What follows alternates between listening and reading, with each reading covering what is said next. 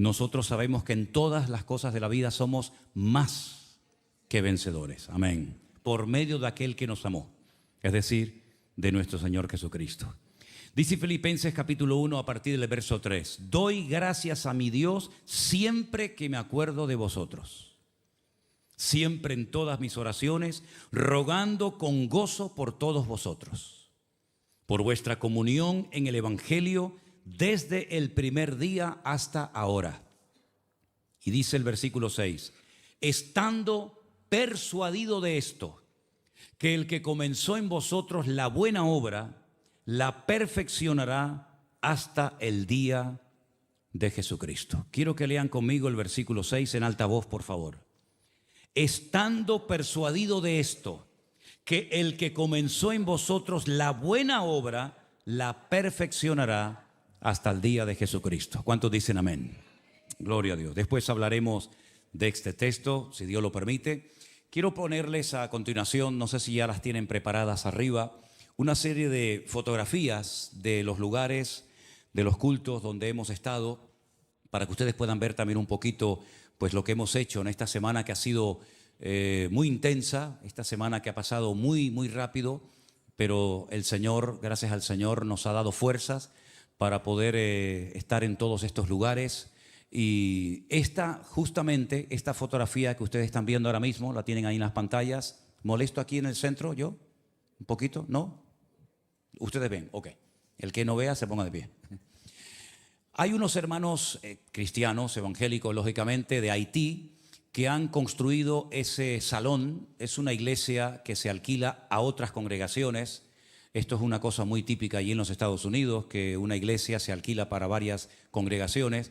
Y el último día que tuvimos, nos congregamos en ese auditorio realmente precioso, es de unos hermanos, ya digo, haitianos, y el salón se quedó pequeño. Lamentablemente no dejaron entrar a mucha gente que se quedó fuera por el problema del seguro, que no pueden entrar todos por seguridad, etcétera. Pero ahí tuvimos el culto de despedida. El domingo a la tarde fue realmente una reunión preciosa. Conocimos a gente que vino de Canadá, de Nicaragua, de Honduras, de Puerto Rico y de algunas naciones que se enteraron que estábamos por allí. Y bueno, ahí tenemos aparte, vamos a ir un poquito más despacito si no les importa. Ahí tenemos parte de los colaboradores de la iglesia virtual del grupo número 1. Quiero decirles que yo fui invitado por una iglesia de Orlando y aprovechando que yo estaba allí, celebramos el primer año de nuestra iglesia presencial en Orlando. Y esos hermanos que ustedes ven ahí, nuestra hermana Cristina, Daniel, su esposa, etcétera, nuestro hermano Gregorio también lo veo por ahí, son hermanos que colaboran como colaboradores directos del grupo número 1, y ellos subieron a la plataforma porque hubo un momento en el que se puso un vídeo desde el primer día que se empezaron las reuniones a través de lo virtual hasta ese día que estábamos allí, ¿no? Seguimos. Ahí tenemos, bueno, ese era el anuncio que habían puesto para que la gente supiera que íbamos a estar en diferentes lugares.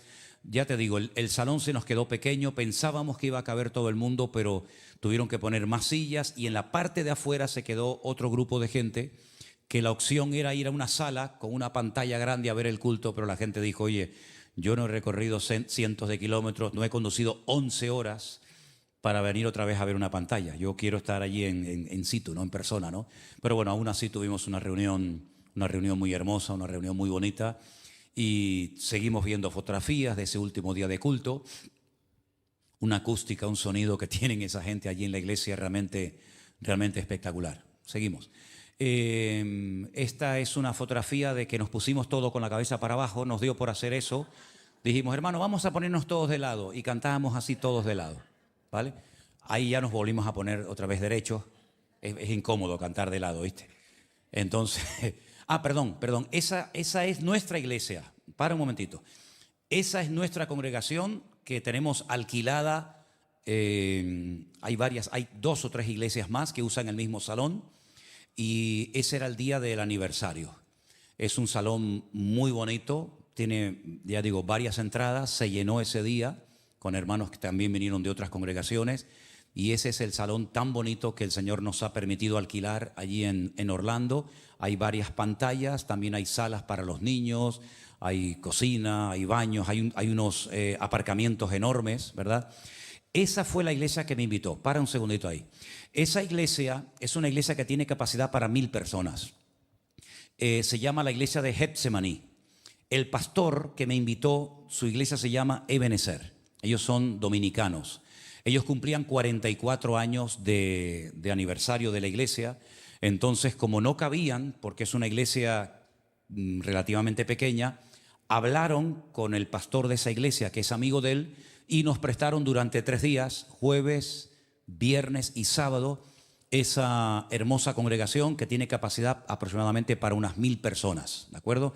Y ese fue el primer culto que tuvimos el primer día. Ese fue otro día que también tuvimos allí culto en la iglesia. La verdad que son unos pastores encantadores. Ellos llevan no los 44 años de pastor, pero llevan ya unos cuantos años y querían tener 3 días, ¿verdad?, de cultos especiales, y vinieron, por supuesto, hermanos de otras congregaciones. Ellos suelen cantar canciones de estas canciones de hace 50, 60 años, aquellos coros antiguos que seguramente Isma los conoce de memoria. No lo digo por los 50 o 60 años, Isma, sino lo digo porque tú los conoces hace años, ¿vale? Aunque sé que tienes 35, pues no pasa nada. Hay en esa plataforma, en la parte de allá, hay un hermano así peladito, espero que si me está viendo no se ofenda. Es un joven que estuvo en el campamento de jóvenes que se hizo este año en Atlanta, y que creo que estuvo también en el campamento del Puerto de la Cruz. ¿Cómo se llama él? Jason. Él era el que tocaba el piano. En uno de los cultos él tocó el piano. Y bueno, nos hacía mucha ilusión conocernos mutuamente, ¿no? Seguimos, sí. Eso es, bueno, ese es otro día de culto en la iglesia grande que nos invitó también. No sé si hay más fotografías, ¿hay más? Bueno, esa es un llamamiento que hicimos adelante, gente que quería, algunos entregarse al Señor, otros querían reconciliarse con el Señor, ponerse bien delante de Él, y ese es un momento del llamamiento que hicimos para que la gente pasara al frente, ¿vale? Creo que ya no hay más, ¿no? ¿O sí? ¿Se acabaron? Ok, perfecto.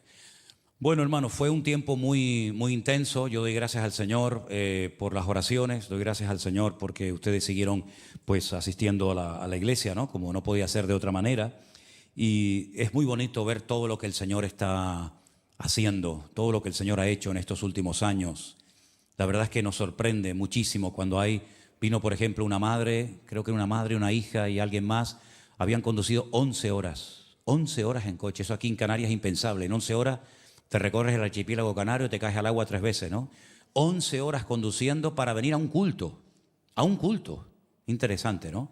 Y 11 horas para volver otra vez a su casa.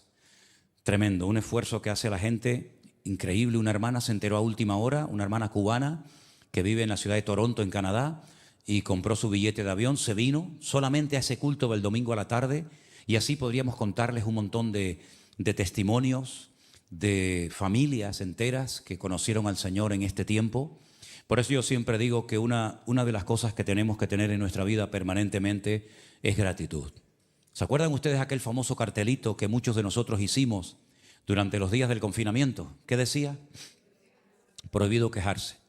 No lo tires, míralo de vez en cuando, recuerda lo que dijimos en aquellos días, porque el ser humano, parece mentira, tiene siempre como una tendencia a quejarse, ¿verdad? Siempre parece que hay un motivo para estar triste o para quejarnos o para lamentarnos. Bueno, yo generalmente en los aviones duermo muy profundo. Tengo la bendición, yo sé que a muchas personas les cuesta dormir en el avión, pero yo tengo 2 cosas que me pasan constantemente y yo se los cuento como secreto. Cuando en alguna ocasión tengo tiempo y voy a la playa, nada más poner el pie en la arena, solamente poner el pie en la arena, me entra un hambre impresionante, tremendo, tengo que comer lo que sea. Y cuando voy en un avión, nada más entrar, me entra un sueño, hermanos, pero un sueño tremendo. Pero en esta ocasión, cuando viajábamos, porque hicimos escala, no fue un vuelo directo, empecé a leer el libro de Lamentaciones. En hebreo no se llama Lamentaciones. A mí siempre me llamó la atención cómo es posible que la Biblia dice que no tenemos que lamentarnos ni quejarnos, y luego encontremos un libro en la Biblia que se llame Lamentaciones. Es como una incoherencia, ¿no? Pero es que no se llama Lamentaciones. El libro de Lamentaciones empieza con las palabras cómo, ¿no? Cómo ha quedado la ciudad vacía. Entonces se llama el libro de cómo, pero no de comer, sino de exclamación, ¿no? ¡Ey, cómo! Y es un libro tremendo porque ellos llegaron a pensar, nunca entrarán y atacarán y destruirán nuestra ciudad y nuestro templo. Pues se equivocaron. No solamente entraron, sino que la quemaron, la saquearon, y cientos o miles de personas perdieron la vida y otros tantos fueron llevados al cautiverio. Y estuve leyendo todo el libro de Lamentaciones, hay expresiones tremendas, ¿no? Expresiones tremendas, y es un libro que nos conmueve el alma y nos muestra que cuando el creyente se confía excesivamente en sí mismo, cuando baja la guardia y quiere vivir de una gloria pasada y no de un renuevo constante y permanente, podemos llegar a cometer grandes equivocaciones y abrir puertas y grandes brechas al enemigo, y el enemigo cuando entra difícilmente quiere salir. Así es que no bajemos la guardia, vivamos siempre cerca del corazón del Señor, porque es la única manera, siempre ha sido la única manera, pero más en estos tiempos difíciles en los que estamos viviendo. Como bajes la guardia, como te confíes demasiado, amigo, puedes cometer grandes equivocaciones. El texto que leíamos en esta tarde, quiero volver a leerlo porque es muy interesante la declaración, la confesión de fe que el apóstol Pablo hace aquí a los filipenses. Estoy persuadido, estoy totalmente convencido, no tengo ni la más mínima duda que el que comenzó en vosotros la buena obra la perfeccionará hasta el día de Jesucristo.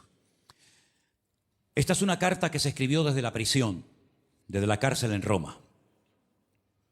Probablemente a Pablo le quedaba muy poco tiempo de vida. Sin embargo, es curioso, yo sé que lo saben, solamente se lo recuerdo, que el apóstol Pablo, la palabra que más utiliza y repite a lo largo de la carta de los filipenses es la palabra gozo. Incluso habla de regocijarnos en el Señor siempre. Otra vez os digo, regocijaos en el Señor siempre. Es una carta breve, pero muy bonita. Y además a nosotros, yo creo que nos tiene que tocar y bendecir especialmente. ¿Saben por qué? Porque esta es la primera carta que se escribe a una iglesia de Europa. Todas las demás cartas de iglesias que Pablo fundó no estaban en Europa, pero esta es la primera carta que el apóstol Pablo escribe a una iglesia europea, la carta de los filipenses. Y hay una serie de cosas que el apóstol Pablo menciona en la carta que nos hacen reflexionar, o nos deberían de hacer reflexionar. Primero, las circunstancias son cambiantes. No siempre vamos a estar ni en el mismo estado de ánimo, ni con las mismas ganas, ni con la misma fuerza. La vida es cambiante, nuestra vida está constantemente cambiando. Alguien dijo, no sé si será verdad o no, pero alguien dijo que cada 7 años tenemos un cuerpo nuevo.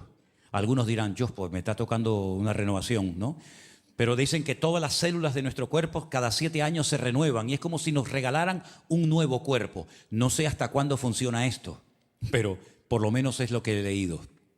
Sea como sea, las circunstancias en nuestra vida son cambiantes. Tú puedes, por ejemplo, recordar momentos muy duros, momentos difíciles, tal vez de pérdida de familiares, de seres queridos, de pérdida de un trabajo, de una traición, de algo que te hizo llorar y pasarlo mal. Pero también estoy seguro que si te paras puedes recordar momentos de gozo, de alegría, de victoria, de bendición, en los que parece que todo iba bien y se abrían puertas, ¿verdad?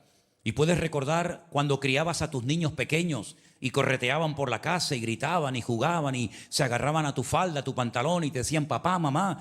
Pero también recuerdas cuando se fueron y algunos han vuelto y otros no han vuelto nunca más. Es decir, las circunstancias de la vida están constantemente cambiando, constantemente. Las estaciones del año son cambiantes. Yo sé que hay países donde parece que siempre hay la misma climatología, pero aquí en Canarias no se nota mucho, pero en la península cuando llega el verano es verano fuerte. Y después ya se nota que ya entramos en el otoño, las hojas de los árboles comienzan a caerse, son de hoja caduca, y aquellos árboles tan hermosos de aquellas avenidas ahora están pelados, parece que están muertos, porque está anunciando que llega el invierno, el frío, la nieve, y la gente ya no puede salir tanto a la casa, y cuando llega la primavera, quitarse la ropa de invierno, quitarse los abrigos, salir a la calle a coger el sol, ¿verdad? Sí, la vida está constantemente cambiando. Lo vemos en los niños. Ahora vemos aquí a Agus embarazada, con ese barrigón, que no sé si hay 2 o 3 adentro metidos, pero dentro de poco lo veremos aquí y correrá y saltará y brincará y vemos que la vida va cambiando, ¿verdad? De una forma tremenda. Y si no me crees lo que te estoy diciendo, mírate al espejo. Mírate al espejo. Algunos dicen, no, yo ya no tengo espejos en casa, ya los quité todos. Pero los que todavía se animan y se atreven a mirarse al espejo, mírate al espejo. Mírate al espejo, como de vez en cuando dice, uy, ¿esto qué es? Eso es tuyo. Esa arruguita, esa cana, esa patita de gallo, que más que gallo parece de avestruz, ¿no? Pero bueno, y la vida va cambiando. Pero, ¿qué nos enseña la palabra? Que en todas las circunstancias de la vida, tenemos que tener el gozo del Señor en nuestros corazones. Amén, hermanos. Porque todas las cosas que ocurren a los que aman a Dios ayudan siempre para bien. Aún aquellas cosas que no entendemos, aún aquellas cosas que chocan frontalmente contra nuestra voluntad o nuestros deseos, esas circunstancias también Dios, el Señor nuestro Dios, las ha permitido siempre para nuestro bien, para que crezcamos, para que maduremos, para que aprendamos a notar y a sentir la presencia del Señor en todo momento, cuando tienes abundancia y cuando tienes escasez. De hecho, Pablo dice en la carta que él en su ministerio tuvo tiempos de mucha abundancia y también tuvo tiempos de mucha escasez. Dice, pero en todas las circunstancias, en abundancia, en escasez, siempre he aprendido a gozarme, porque el Señor siempre ha sido fiel y Él ha provisto todas y cada una de mis necesidades conforme a sus riquezas en gloria en Cristo Jesús. Amén, hermanos. No solamente las circunstancias son cambiantes, las pruebas que manda el Señor a nuestra vida, que también a veces decimos, ¿por qué me toca a mí esto? ¿Por qué tengo yo que pasar esta prueba? Esa prueba Dios ha permitido que llegara a tu vida. Por eso dice la Biblia, tener sumo gozo, el máximo de gozo cuando estés siendo probado, sabiendo que la prueba de vuestra fe produce paciencia.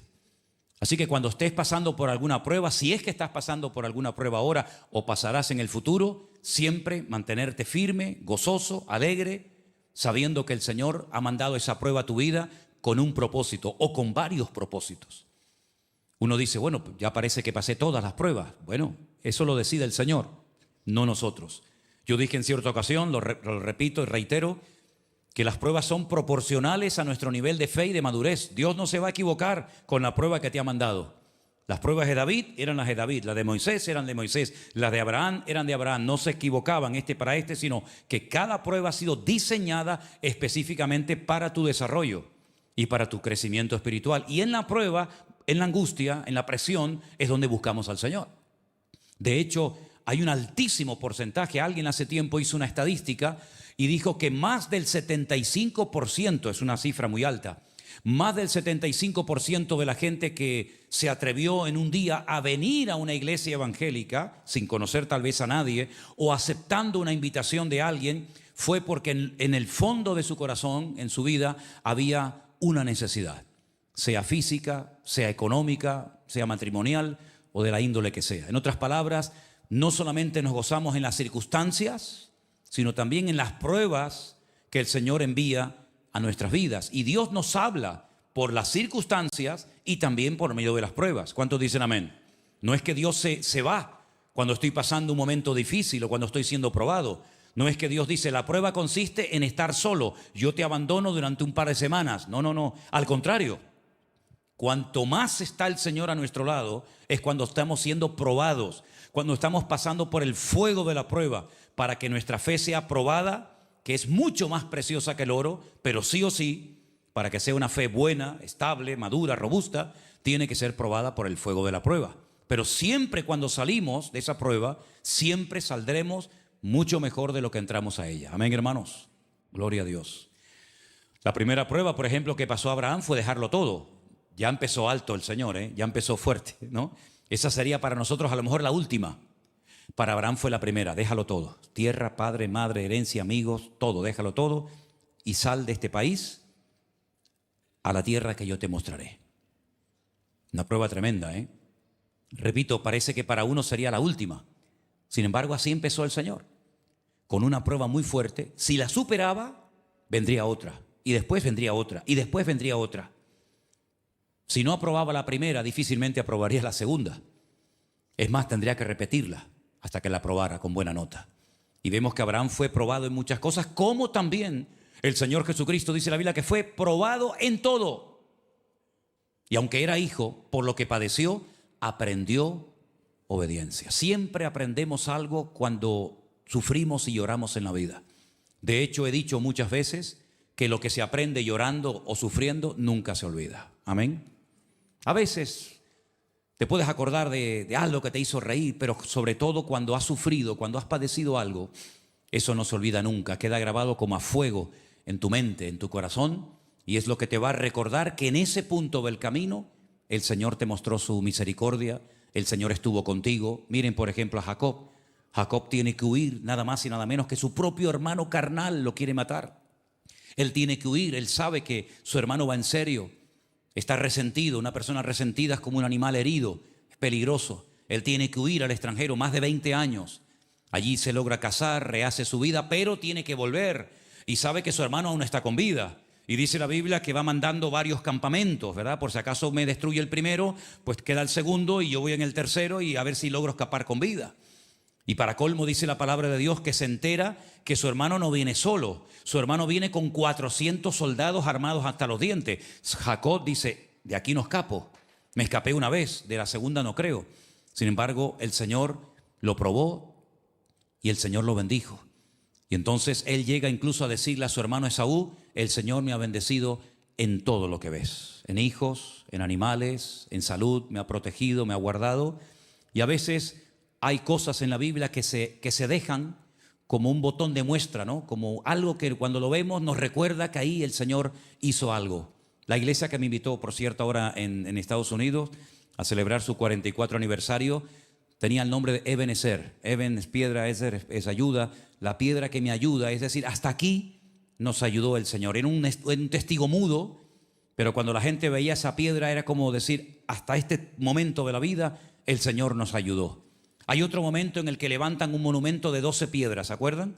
Cuando van a salir ya de las aguas del río Jordán, Josué les dice un momento, antes de que las aguas se vuelvan a cerrar y nunca más se vuelvan a abrir, saquen 12 grandes piedras, una por cada familia, una por cada tribu, pónganla una encima de la otra y ahora crucen el río Jordán, para que el día de mañana, cuando alguien pregunte, ¿y esto qué es? Dice, esto es un monumento conmemorativo. Estas aguas se abrieron milagrosamente para que nuestros antepasados pudieran pasar por tierra seca rumbo a la tierra de Canaán, a la tierra prometida. Y estas piedras, aunque no hablan, son un testigo mudo.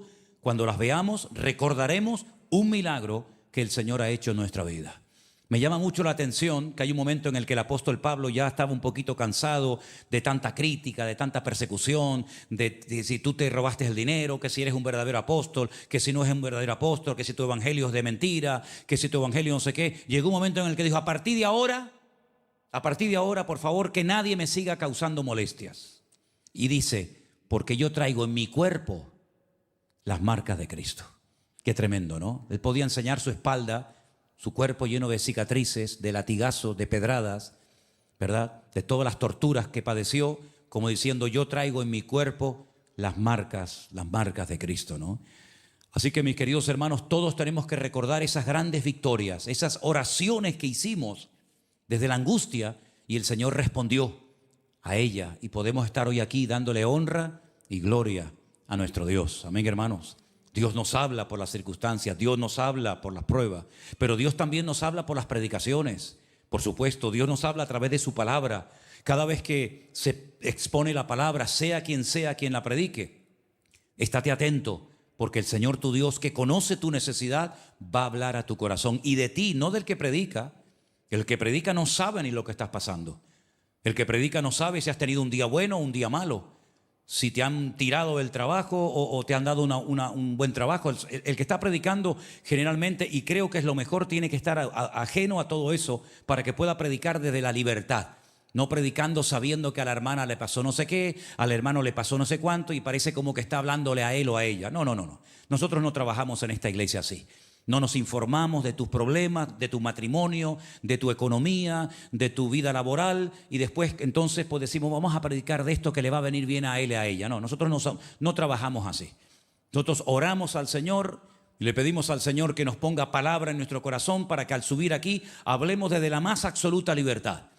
Y cuando tú estás escuchando una predicación, repito, sea de quien sea, y tú dices, el Señor me está hablando a mí, ten la completa seguridad que seguramente hay otro hermano u otra hermana en la iglesia que está diciendo exactamente lo mismo que tú. Tal vez a lo mejor tú no te enteras, pero a veces nos ha pasado, no siempre, pero a veces nos ha pasado que termina un culto y alguien se nos acerca y nos dice, oye, hoy el Señor, toda la palabra fue para mí. Pero esta hermana que te está diciendo eso no sabe que hace 10 minutos otra persona nos acaba de decir exactamente lo mismo. Y es que ahí vemos el poder de la palabra. Se predica la palabra, se lanza la semilla. Ustedes son tierra abonada, tierra buena. Se lanza la semilla y la semilla hace en cada uno de ustedes, en cada uno de nosotros, nuestros corazones, la obra para la cual el Señor envió esa palabra. Porque dice la Biblia que nunca la palabra que cae en buena tierra volverá a él vacía, sino que dará fruto a 100 por 1. ¿Cuántos dicen amén? Así que atento a las predicaciones, atento a la palabra. Si te está fallando la memoria y no eres ya capaz de retener muchas cosas, tráete una libreta, apunta, toma apuntes, toma apuntes de las palabras, de los versículos, de las cosas para después repasar. Aunque siempre digo que todo esto después queda grabado y ya gracias al Señor, yo creo que ya hemos pasado los 4,000 mensajes. ¿Sabes lo que significa eso? Una biblioteca de más de 4,000 sermones durante tanto tiempo que están ahí en internet. La pueden escuchar y la pueden ver cuantas veces quieran. Dios también nos habla acerca por medio de consejos. Hay momentos en los que necesitamos pedir un consejo, un sabio consejo. Pero no te acercas a una persona que en el fondo te va a decir lo que tú quieres que te diga. Atrévete a acercarte a una persona que sea capaz de decirte a lo mejor no, cuando te gustaría que te dijeran sí, o viceversa, ¿verdad? Sí, muchas son las formas como Dios nos habla, pero todo eso, las circunstancias, las pruebas, las predicaciones, los consejos, etcétera, etcétera, el objetivo es que maduremos. Necesitamos urgentemente vivir una vida cristiana madura, comprometida, alineada con el Señor. Pablo le decía a otra iglesia, concretamente a los hermanos de la iglesia de Éfeso, no quiero que seáis niños fluctuantes, ¿verdad? Niños fluctuantes, un día arriba, otro día abajo, ahora voy a por todas, ahora no sé ni dónde estás metido, ahora quiero ir en serio con el Señor, mañana no puedo porque no tengo tiempo. El Señor no quiere que tú sigas en esa dinámica de vida. Eso funcionó un tiempo, pero ya es tiempo de madurar. Dice la Biblia, cuando yo era niño, ¿qué dice? Hablaba como un niño, pensaba como un niño, juzgaba, actuaba como un niño. Mas cuando ya fui hombre, dejé lo que era de niño. Y esas palabras se las dirige el Señor a otra congregación en la ciudad de Corinto, cuando le dice, hermanos, sois niños, sois carnales, pues habiendo entre vosotros celos y envidias, ¿no sois carnales y habláis y os comportáis como hombres? En Orlando prediqué de esos versículos que dice, después de tanto tiempo debiendo ser ya maestros, todavía tenéis necesidad de leche y no de alimento sólido. Y os habéis hecho tardos para oír, de tal manera que me resulta difícil explicarles muchas cosas. Y me venía a la mente cuando estudiaba ese versículo, que os habéis hecho tardos para oír, me venía inmediatamente ese versículo de Santiago que dice, todo hombre sea pronto para oír y tardo para hablar. Estos invirtieron el orden, lo hicieron al revés. En vez de ser tardos para hablar, se hicieron tardos para oír. Y la palabra del Señor nos dice que tenemos que tener siempre los oídos bien abiertos y afinados a lo que el Espíritu Santo le está diciendo a la iglesia. 7 veces lo dice. El que tiene oídos para oír, oiga, obedezca, también se podría haber traducido, lo que el Espíritu Santo le está diciendo a la iglesia. En otras palabras, el objetivo que el Señor se ha propuesto contigo es no parar de obrar, de perfeccionarte, de moldearte, de tratarte para que llegues a ser un cristiano tremendamente maduro y puedas bendecir y puedas ayudar a otras personas y no estar siempre mendigando que me ayuden, mendigando que me den algo, sino ya en un nivel superior, dando a los demás, ocupado en atender a los demás y no tanto en uno mismo. Ahora bien, hay varias, por así decirlo, secretos que no son realmente secretos, son como principios elementales que Pablo puso siempre en práctica en su vida, que yo creo que nos vendría muy bien recordar. Pablo, a lo largo de la carta, enseña a gozarse en el Señor. Hay un versículo por ahí que ustedes lo conocen, que dice: el gozo del Señor es más fuerte. El gozo del Señor es nuestra fortaleza. ¿Es nuestra fortaleza el gozo? ¿Sí o no? Entonces, ¿por qué hay muchos cristianos que están tan débiles? Porque si el gozo produce fortaleza, el no gozo produce debilidad. Entonces, si tú quieres estar fuerte en el Señor, tienes que aprender a gozarte en las circunstancias, en las pruebas, en todo momento y en todo lugar. Recuerden que esta carta Pablo la escribe desde la cárcel. No está viajando por Europa, visitando iglesias, abriendo congregaciones, ministrando a multitudes. No, está preso solo en una cárcel en Roma, donde incluso algunos compañeros de ministerio le han causado grandes problemas, donde otros lo han abandonado y donde la primera vez que lo sacan a hacerle un juicio, digamos una toma de contacto, un careo, dice: ninguno estuvo a mi lado. Dice: pero el Señor sí estuvo a mi lado. Amén. El Señor estuvo a mi lado y me dio fuerzas y pude cumplir con la palabra. Y saben, hay un momento en la carta que él escribe a los filipenses que dice algo muy interesante. Él emplea, digamos, como un término militar que era muy conocido y usado por los soldados romanos, por las legiones de su época. Y él dice: hermanos, quiero que sepáis que aunque estoy en la cárcel, no estáis tristes, porque todas las cosas que me han sucedido han redundado para el progreso del Evangelio. Y esa palabra, el progreso del Evangelio, hace referencia a una legión romana que va a base de machete, ¿verdad? Y a base de espada, abriéndose camino, conquistando el terreno. En otras palabras, estoy en la cárcel, pero sigo predicando. Estoy en la cárcel, pero sigo cantando y alabando al Señor. Estoy en la cárcel, privado de libertad, pero sigo ganando almas para Cristo. Es decir, que todo lo que me ha ocurrido sigue trayendo beneficios, aportación espiritual al reino del Señor. De tal manera que todo ha redundado para el progreso del Evangelio. Es decir, si él en esas circunstancias vio que todo era para el avance y el progreso del Evangelio, cuánto más los que estaban fuera gozando de libertad en el Señor. Así que aprender a gozarnos en el Señor. No salió la cosa como pensaba. Bueno, gloria a Dios. Algunos dirán: pero cuesta. Digo: no, ya lo sé. Ya lo sé. Pero gloria a Dios. Me habían prometido un buen trabajo, me habían prometido un buen sueldo, me habían prometido que me iban a contratar, que me iban a hacer un contrato. Y resulta que cuando llegué, dice: yo no te ofrecí nada. ¿Cómo que no? Si usted me dijo la semana. No. ¿Y ahora qué hago? Gloria a Dios. Amén, hermanos. Gloria a Dios. ¿Salió la cosa al revés de lo que pensabas? Gloria a Dios. El Señor sabe todo. El Señor sabe todo. No solamente gozosos, sino algo que Pablo enseña en esta carta es agradecidos. Siempre dando gracias a Dios el Padre por todo en el nombre de Jesús. Gracias por todo. Nosotros decimos, y creo que lo decimos mal, por lo bueno y por lo malo. Pero ¿es que acaso en Cristo hay algo malo? ¿Es que acaso el diablo puede hacer algo sin permiso o autorización del Señor?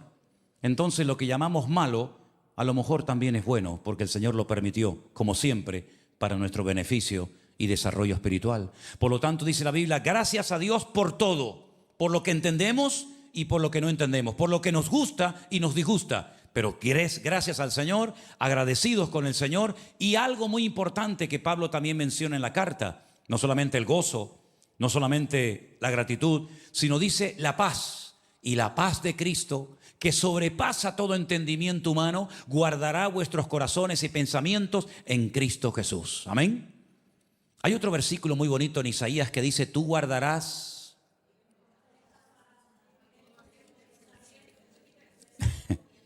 Eso es. Tú guardarás en completa paz. En hebreo dice paz, paz, ¿verdad?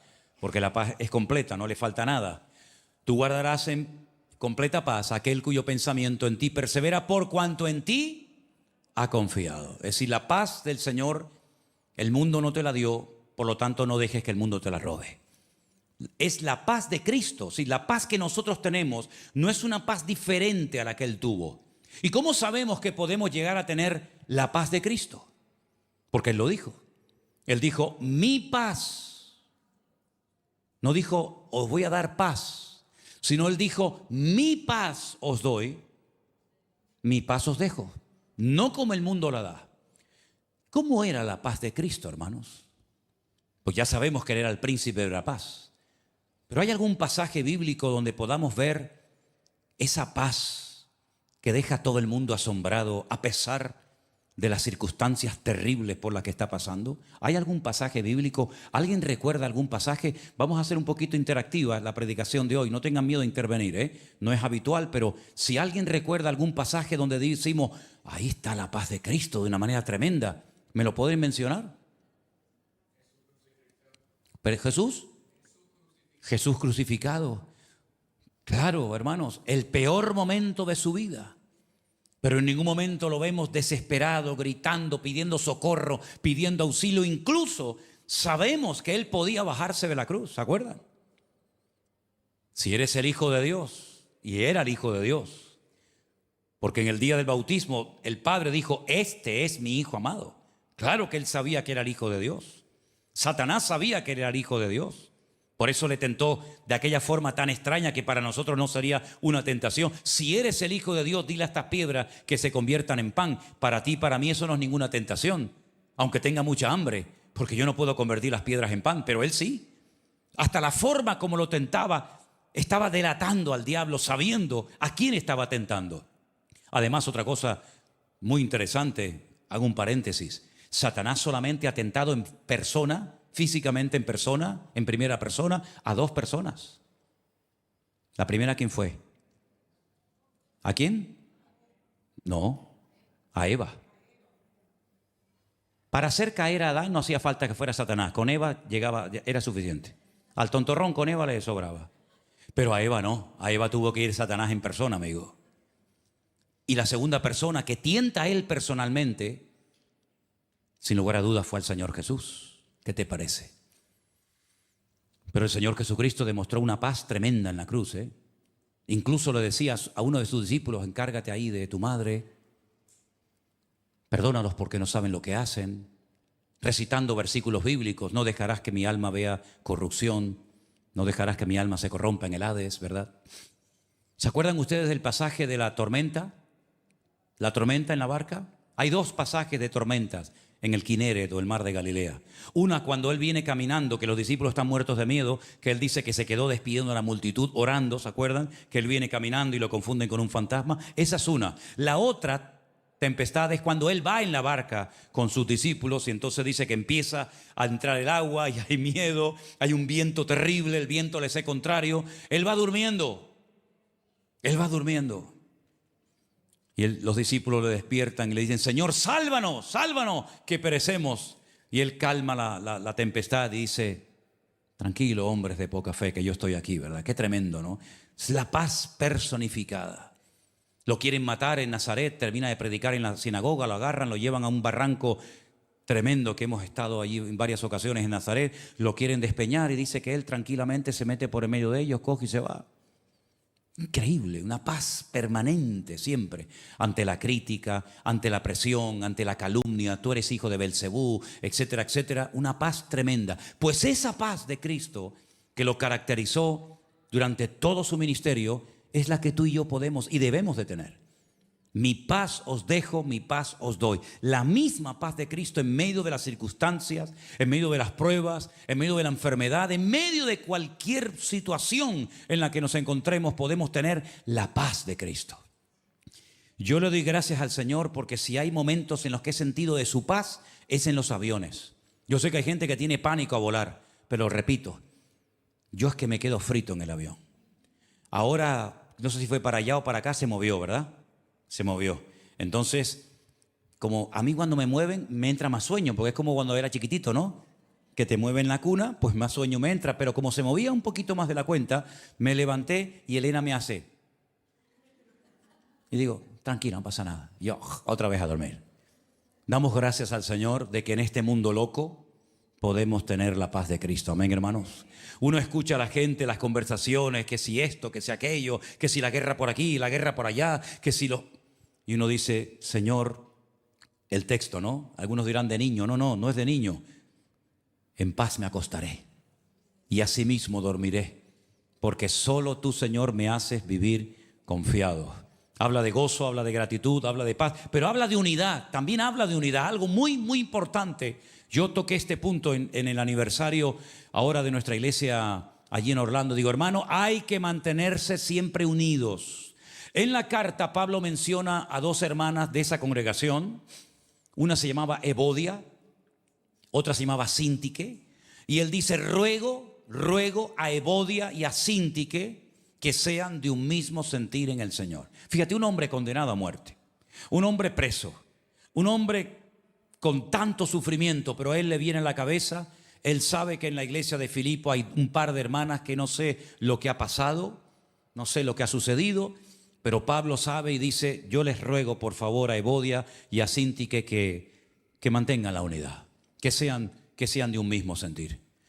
Nosotros no podemos producir unidad en la iglesia, pero sí podemos conservarla en el vínculo de la paz. La unidad la produce el Espíritu de Dios, la unidad la produce el Señor, pero somos nosotros los responsables de mantener la unidad. La unidad se rompe cuando hay celos, la unidad se rompe, se deteriora cuando hay envidia, la unidad se rompe cuando entra la carne, el ego, el yo. Sin embargo, la unidad es lo que trae bendición y vida eterna. Amén, hermanos. Mirad cuán bueno y cuán delicioso es habitar los hermanos juntos en armonía, en unidad, porque allí en ese ambiente propicio, idóneo, es donde el Señor envía bendición y vida eterna. Amén. Porque eso es lo que va a permanecer. Nuestras obras personales no van a permanecer. Todo será destruido por el fuego, dice la Biblia. Pero lo que va a permanecer es la obra del Señor. La obra del Señor necesita de hombres y mujeres valientes, hombres y mujeres generosos. Dice el apóstol Pablo, doy gracias al Señor por la ofrenda que me habéis mandado. Dice, es como olor fragante. Gracias, hermanos, porque os habéis acordado de mí. Le dice Pablo a los filipenses. Dice, no es que tenga necesidad. Yo sé que os faltaba la oportunidad. En otras palabras, la madurez de la iglesia de Filipo no era simplemente que cantaban muy bonito. De hecho, la Biblia no menciona nada como cantaban los filipenses. Pero Pablo dice, doy gracias siempre por vosotros, cada vez que me acuerdo en mis oraciones, rogando con gozo con todos vosotros. Y él menciona en el último capítulo, el 4, lo podéis leer si queréis, que se acordaron de que ese hombre que viajaba, ese hombre que comía, ese hombre que tenía gastos, ese hombre que tenía que pagar billetes de barco, ese hombre que tenía que darle de comer a todo el equipo ministerial que viajaba con él, también necesitaba en momentos puntuales de un apoyo. Y entonces los filipenses dicen que en varias ocasiones le enviaron ofrendas para que este hombre pudiera seguir predicando la palabra del Señor. Y qué bonito, ¿no? Qué bonito es cuando vemos a gente que está dispuesta a dar su vida, su tiempo, sus recursos para apoyar a la obra de Dios. De verdad que yo me gozo en todo eso. Finalmente, en la carta hay un detalle más que es fundamental y es la constancia. Hay gente que no es constante en nada, Generalmente el que no es constante en lo natural, difícilmente lo va a ser en lo espiritual. Porque yo siempre he dicho que proyectamos, trasladamos a nuestra vida cristiana nuestra personalidad, nuestra forma de actuar ante el mundo. Si usted no es puntual, fuera difícilmente lo será dentro. Si usted no es generoso, no lo va a ser en ninguna parte. Si usted no es una persona constante y seria y firme, lamentándolo mucho, tampoco lo va a ser en el Señor. Pero Pablo dice que tenemos que estar firmes. ¿Y qué más? Y constantes, creciendo en la obra del Señor siempre. Hace poco una persona me decía, mi problema es la inconstancia. Soy inconstante. Pero ¿inconstante para qué? Porque hay gente que es constante en el deporte. No se olvidan nunca de que tienen que ir al gimnasio. Luego eres constante para lo que te gusta y para lo que tú deseas. Pero luego a lo mejor para la lectura de la palabra, para la oración, para asistir a los cultos no eres. ¿Para qué eres constante y para qué eres inconstante? Es curioso esto, ¿verdad? Hay gente que es constante porque le gusta pintar, le gusta dibujar. Hay gente que le gusta hacer manualidades, son constantes. Hay gente que le gusta hacer footing todas las mañanas, son constantes. Oye, no se olvidan nunca de que tienen que levantarse temprano y correr 4, 5, 10, 20 kilómetros o lo que haga falta. Hay gente que es constante para muchas cosas, pero esa constancia la tienes también que tener para las cosas del Señor, porque esa constancia es la que va a traer bendición a tu vida. Recuerdo hace años, creo que fue en el año 1990 o 91, uno de los dos. Yo me encontraba a las 4 de la tarde en un cine gigantesco, enorme, en la ciudad de Buenos Aires, Argentina. Un pastor me había invitado, era un pastor que en aquel momento, no sé hoy en día, pero en aquel momento su iglesia tenía todos los días 4 cultos. Todos los días era un tiempo de mover espiritual, de un avivamiento, un despertamiento espiritual tremendo. Y muchas iglesias tenían muchos cultos todos los días. Incluso estuve en una que hacía, si no recuerdo mal, 7 cultos cada día. Yo fui a la iglesia de este pastor, creo que era el 3º o 4º culto. Yo estaba en la plataforma detrás de una cortina, era un teatro, era un cine, un calor tremendo, 4 de la tarde. Estaba a punto de terminar el culto que estaban celebrando. Fuera había una multitud enorme esperando al sol abrasador que saliera esta congregación para entrar ellos. Yo iba a predicar en esa ocasión y el pastor me dice a mí: ¿qué crees que es lo que motiva a la gente a las 4 de la tarde, con este calor abrasador en pleno verano, estar ahí haciendo cola para entrar aquí? Y le dije: dígamelo usted. Y me dijo: la constancia. Nosotros somos constantes en el Señor. Con calor, con frío, con lluvia, con ganas, con dolor de cabeza, con dolor de artrosis, con lo que sea, la gente sabe que nosotros aquí vamos a estar. La constancia ha traído bendición a la iglesia. Y aquella palabra se me quedó grabada y se la estoy repartiendo, se la estoy comunicando a todos ustedes. Fíjense lo que ha llovido desde aquel día hasta ahora. Hermanos, tenemos que ser constantes en las cosas del Señor. Una persona constante es una persona que está demostrando madurez, solidez en el Señor. Una persona inconstante vendrá, no vendrá. Con esa persona difícilmente se puede contar. ¿Eres constante en las cosas del Señor? Si no lo eres, haz prácticas, haz ejercicios para ser constante, que los hay, métete en internet. Hay ejercicios para todo, para desarrollar la memoria, para vencer ciertos y determinados hábitos o vicios, para ser constante. Pero lo que está bien claro es que un cristiano inconstante, dice la Biblia que una persona de doble ánimo es inconstante en todos sus caminos. Es un problema de personalidad, de falta de madurez. Y tenemos que pedirle al Señor, pues, estar gozosos, ser agradecidos, estar unidos, mantener la paz de Cristo y ser constante todos los días de nuestra vida. Amén, hermanos. Si usted es capaz, no solamente de oír atentamente, como veo que están esta tarde escuchando atentamente la reunión, el culto, sino de poner en práctica estos principios, la bendición está asegurada en su vida. No le quepa a usted la menor duda. Dios te va a bendecir.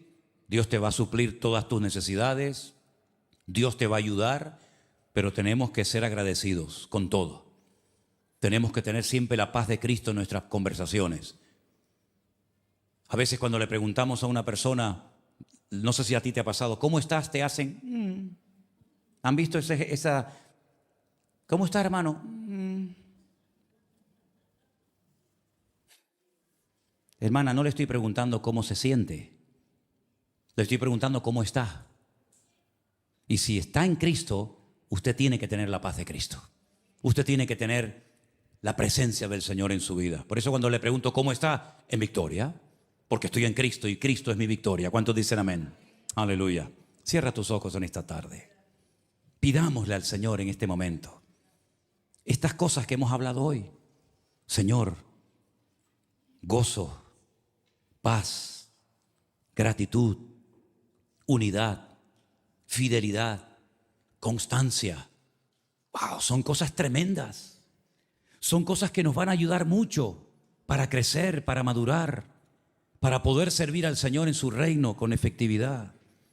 Y le puedo asegurar, mi querido hermano y amigo, que el Señor va a estar siempre con usted donde quiera que vaya, no importa la circunstancia, no importa el lugar, el Señor siempre, siempre va a cuidar de tu vida. Cierra tus ojos y oremos en esta tarde juntos a nuestro buen Dios. Voy a pedirle a Anderson que pase un momentito y ore al Señor en nombre de toda la iglesia, en nombre de todos los que estamos en este momento conectados a pesar de la distancia. Señor, ayúdanos a poner en práctica la palabra que hoy tú has traído a nuestras vidas. Amén.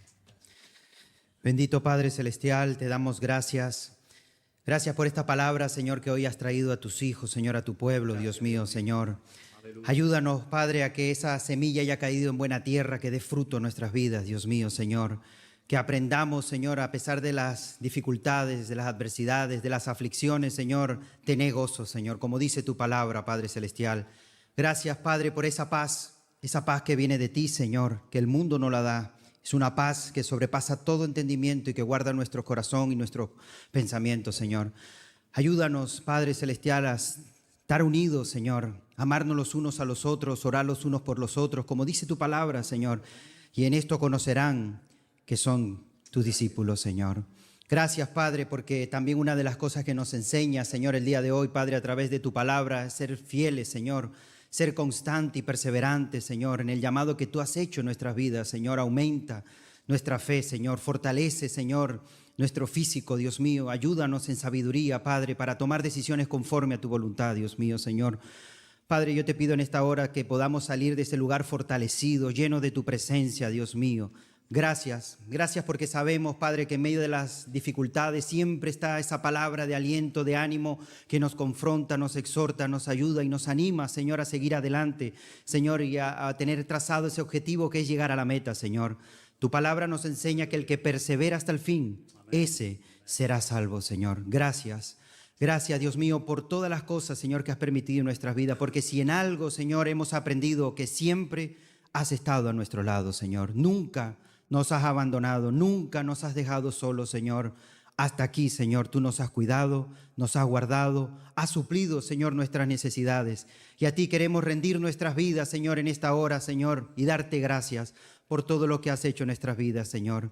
Gracias por este tiempo, en el nombre de Jesús. Amén y amén. Aleluya. Gracias, Jesús.